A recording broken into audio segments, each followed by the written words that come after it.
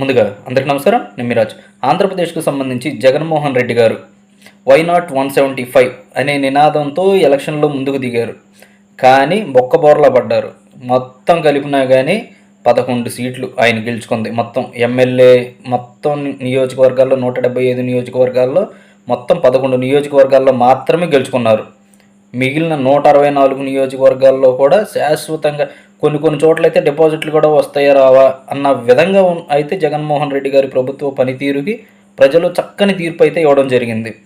దీనిని అలా ఉంచితే ఈరోజు నుంచి అసెంబ్లీ సమావేశాలు అయితే జరిగినాయి కదా, అసెంబ్లీ సమావేశాలకి జగన్మోహన్ రెడ్డి గారు హాజరవ్వాలి. కానీ ఆయన ఏం చేశారు, నేను ఢిల్లీ వెళ్తాను, పాకిస్తాన్ వెళ్తాను, పక్క రాష్ట్రాలకు వెళ్తాను అని చెప్పుకుంటా నల్ల కండవాళ్ళు తీసుకుని మొత్తం ఆయన 11 సీట్లు కదా గెలుచుకుంది. 11 సీట్లు ఉన్నప్పుడు 11 మందిని లోపలికి అలౌ చేస్తారు కదా, ఈయన మంద మొత్తాన్ని వేసుకుని పొలవమంట వెళ్ళడం అయితే జరిగింది. దీనికి ముందు సరే ఇప్పుడు టీడీపీ ప్రభుత్వం అధికారంలోకి వచ్చింది కాబట్టి వీళ్ళు ఎలా చేస్తున్నారు, జగన్మోహన్ రెడ్డి గారు అయితే నీతిగా నిజాయితీగా చక్కగా మాట్లాడి చక్కగా చేసేవాళ్ళు అనుకుంటాం కదా. ఎందుకంటే మనం వన్ సైడ్ డెసిషన్ తీసుకోవడం ఎక్కువ. ఎందుకంటే ఇప్పుడు వైసీపీ వాళ్ళు ఉంటారు, చంద్రబాబు నాయుడు గారు ఎక్కారు, ఇది ఇలా చేస్తున్నారు అలా చేస్తున్నారు అంటారు. కానీ 2019లో అధికారంలోకి వచ్చిన తర్వాత జగన్మోహన్ రెడ్డి గారు టీడీపీ వాళ్ళని ఎలా మాట్లాడారో, టీడీపీలో అంటే 23 నియోజకవర్గాల్లో టీడీపీ గెలుపొందింది కదా, ఆ 23 మందిని కాకుండా మిగిలిన వాళ్ళు వస్తుంటే వాళ్ళని ఎలా రాకుండా అడ్డుకున్నారు జగన్మోహన్ రెడ్డి గారి మాటల్లోనే విందాం. అసలు వేరే వాళ్ళ మాటలు కూడా అవసరం లేదు, ఒకసారి మీరు వినండి.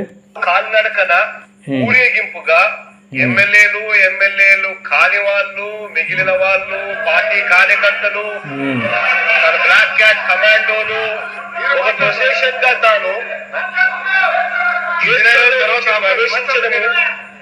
గేట్లలో నుంచి ప్రవేశించే కార్యక్రమం చేయడము, మార్షల్స్ పాపము రిస్ట్రిక్టెడ్ ఎంట్రీ కింద పెట్టి సభ్యులు మాత్రం లోపలికి తీసుకునే కార్యక్రమం ఏదైతే చేస్తా ఉన్నారో as per protocol, as per drill, what ever needs to be done, పాపం వాళ్ళ డ్యూటీ వాళ్ళు చేస్తా ఉన్నారు. అధ్యక్ష, ఎంటైర్ క్లిప్పింగ్ లో మొత్తం చూస్తే కూడా ఎక్కడా కూడా ఎవరి మీద దౌర్జన్యం చేశారు అనేది క్లియర్ గా అర్థమవుతుంది. అధ్యక్ష, మీరు అన్న మాట అది అర్థమైంది కదా.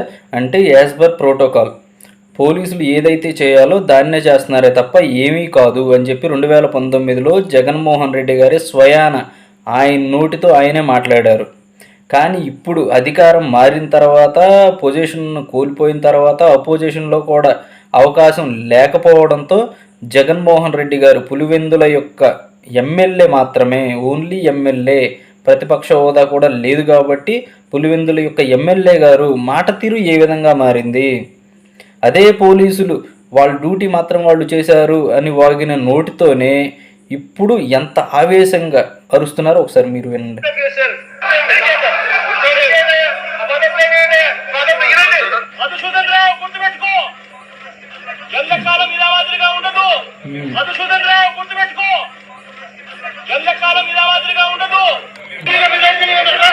అది అర్థమైంది కదా. మధుసూదన్ రావు గుర్తుపెట్టుకో అంటే పోలీసుల్ని బెదిరిస్తున్నారు ఈయన.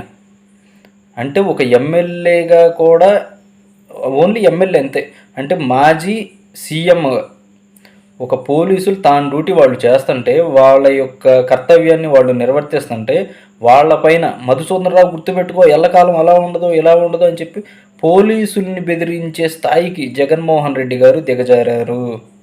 ఈయన పొజిషన్లో ఉన్నప్పుడేమో పోలీసులను వాడుకుంటారు, పోలీసు యంత్రాంగాన్ని వాడుకుంటారు, ప్రజలను భయభ్రాంతులను చేస్తారు, లేనిపోయిన కేసులు పెట్టి లోపలేస్తారు. కానీ ఇప్పుడు ప్రతిపక్షంలో ఉన్నప్పుడు ఎల్లకాలం ఇలాగే ఉండదు, గుర్తుపెట్టుకో అని చెప్పి వార్నింగ్లు ఇస్తున్నారు.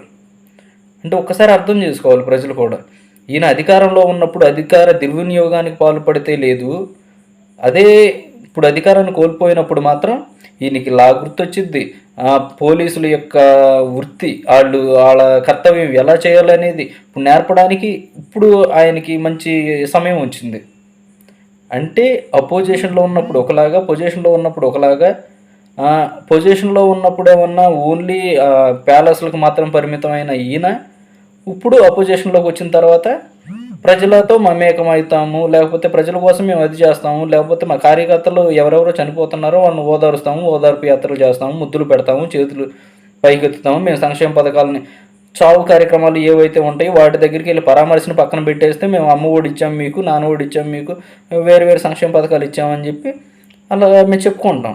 అది మా పార్టీ యొక్క నైజం అని చెప్పి జగన్మోహన్ రెడ్డి గారు ఇండైరెక్ట్గా చెప్తున్నట్టే ఉంది.